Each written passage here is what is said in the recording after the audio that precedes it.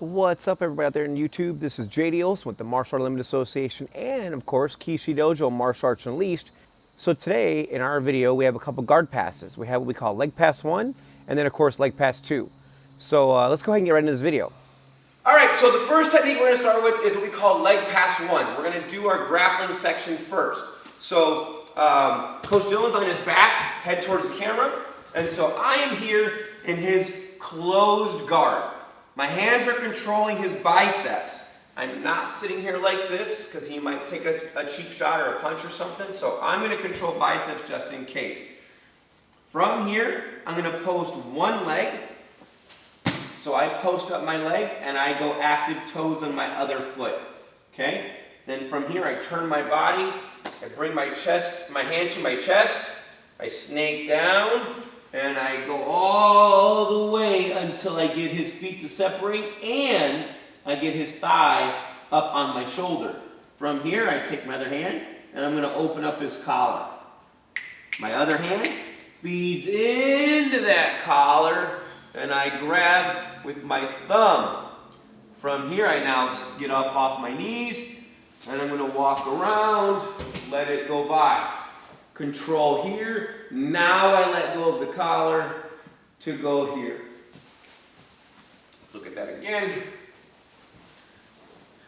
Controlling the biceps. Post.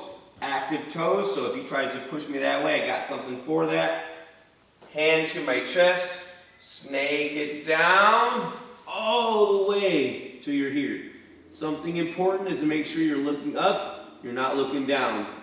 Open that collar, feed that hand in, thumb in, get off of your knees now, walk around, I still have control here, come up underneath, and now I can go into the cross mount position. That is leg pass 1. Now, I'm trying leg pass 1 and he is going to stop me. So I post. Everything is the same. Hand to the chest, snake it underneath. As I decide to come around, he uses his hand to block me. I can't go that way no more. It's not working. So I take the other leg out and I cut the corner the other way. That's leg pass 2. Okay?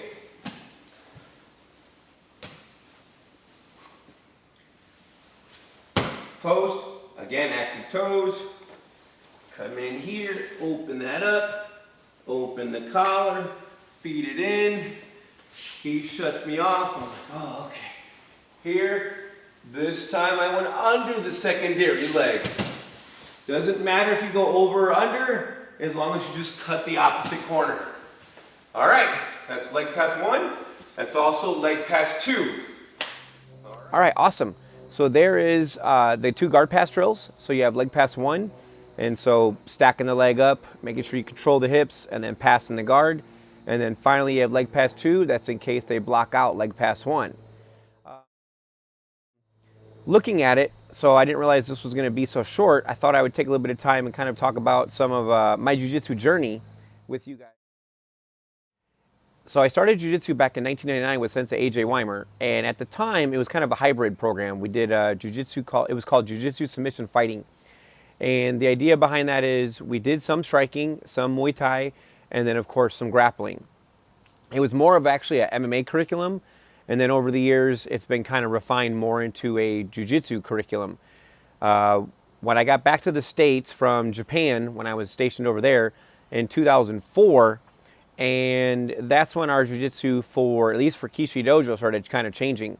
Turned into more of a sports jiu-jitsu, but still had a lot of self-defense undertones. In 2009, I got to do a seminar with Professor Carlos Machado, and I really wanted to join his association at the time, but I just didn't have the student base and I couldn't afford it. From there, we kept going. I actually signed on with Professor Elio Soneca back in like 2012. And then that kind of got us thrust into the world of Brazilian Jiu-Jitsu. And then finally in 2013, and I did talk with Professor Machado and say, hey, are you okay if I'm dual affiliated? Because I'm already signed on with Professor Seneca. I didn't want to disrespect anybody. And he said no, he had no problem with it. So I joined RCJ Machado Jiu-Jitsu as well. And it's now 2021, and I am still dual affiliated. I get to see Professor Seneca on average about 2 times a year, and I get to see Professor Carlos about 2 times a year. And so I've had a lot of influence from a lot of different people, and I think that's also what's made my jiu-jitsu kind of unique, is I'm not stuck. One of the things that I think is kind of cool with the idea that Bruce Lee was teaching is like, hey, you know, don't just stick with one person all the time.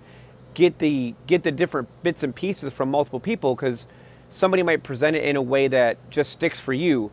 And in the world of jiu-jitsu, I think that's kind of, some people hate it, some people like it. Some people are like, hey, you should cross-train and you should go out and seek out what different instructors are doing. And others are like, no, you should never cross-train. I'm of the mindset I think you should cross-train, but I also believe in paying respects to where I got my information from. Well, cool. That's kind of simple, kind of a nitty-gritty, a little bit about my world of Brazilian Jiu-Jitsu and where my grappling has kind of gotten its path. Go ahead and put in the comments below who you're affiliated with or who you get your training with. And if you believe in the training under multiple instructors, or do you think, no, you should just be under one person and that's it. You guys know what to do. Of course, hit that like button. Let us know that you like the content. Hit that bell icon so you know the next video is coming out from all of us here at Keishidojo and Martial Arts Unlimited. And then finally, go ahead and smash that subscribe button, as it really helps us out. We are at 3,300 subscribers. Super awesome. You guys, thank you for that. We'll see you guys in the next video. JD out.